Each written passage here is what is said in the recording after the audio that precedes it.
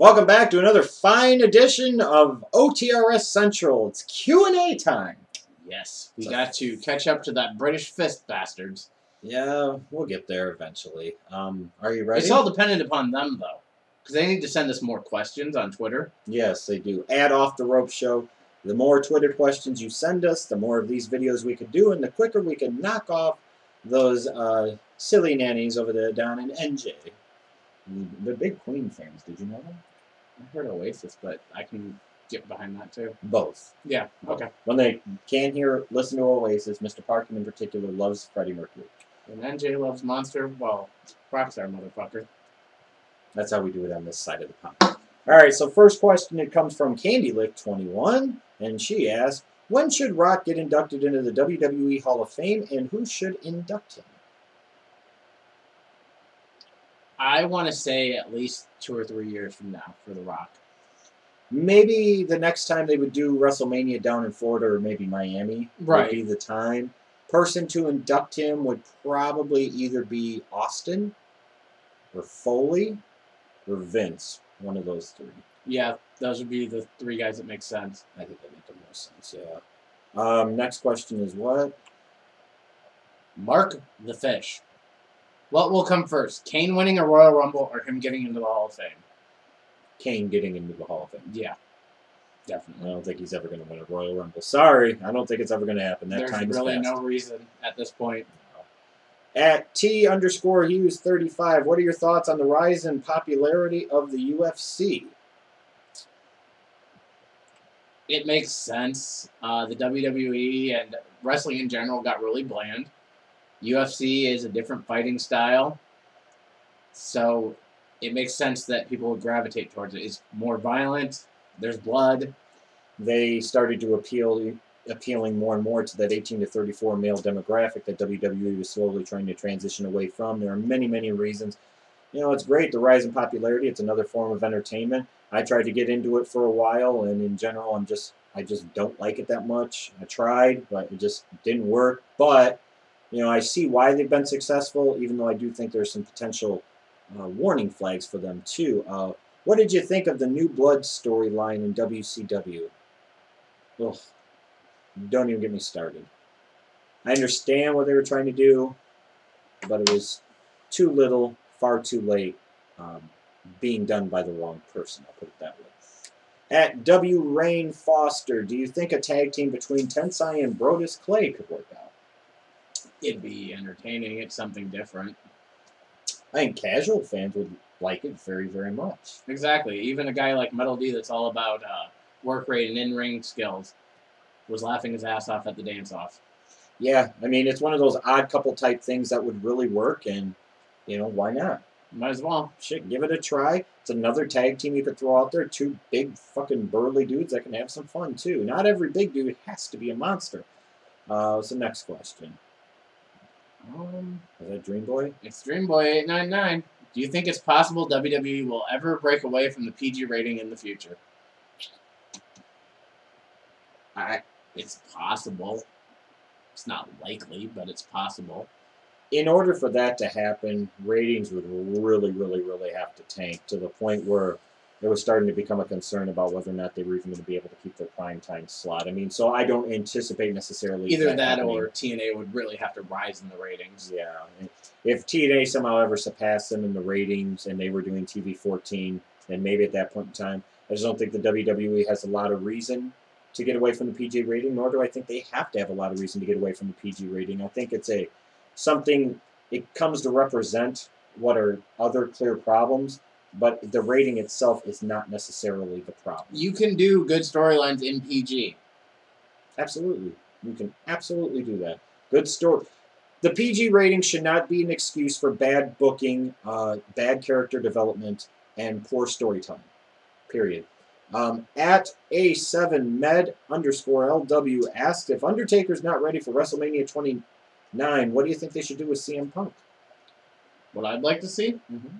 Punk go one-on-one with the Shield.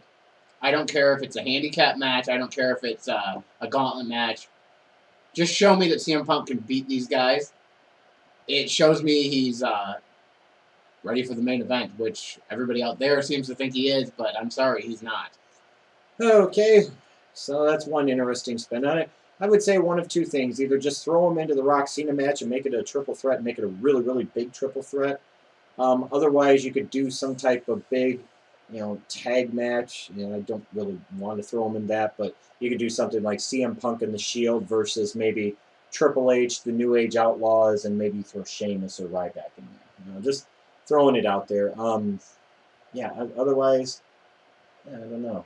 I mean, It'd be hard to figure out what to do with him at that I mean, point. obviously, if you could, it would be Stone Cold Steve Austin, but this isn't the year for Punk Austin. That's probably next year in New Orleans. Yeah. At Mr. Guy Manbro, Schleg Daddy, I know you love black women, so fuck one, marry one, kill one. Go. Jazz, Jacqueline, and Karma.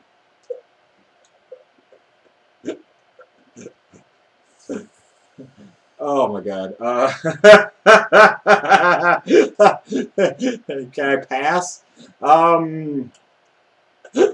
You told them if they sent the questions on Twitter that we'd answer them, so. I'll fuck Karma, marry Jazz, and kill Jacqueline. And the reason I kill Jacqueline is because once Memphis mid-card piece of crap's been there, I want nothing to do with it. At Staley027, how would you go about breaking up the Shield, and what feuds would you give all three members going forward? I don't think the Shield's been featured enough, really, to think about breaking them up yet. So I really don't know at this point. I'd need to see more of them before I decide how to break them up and who to feud them with. Yeah, I mean, now, would I potentially want Ambrose and Rollins to feud with each other as their first big feud? Or maybe Ambrose and Reigns? I don't know. That's a really good question. I mean, you could say Rollins and... settle down, guys. I'll suggest this. Don't get too excited.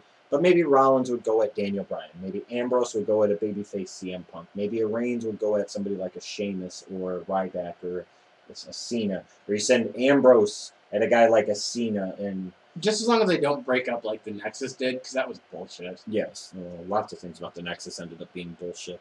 What's the next question? Jordan Tabinor. If you could each pick a wrestler, past or present, to be the one who ends Undertaker's streak, who would you choose?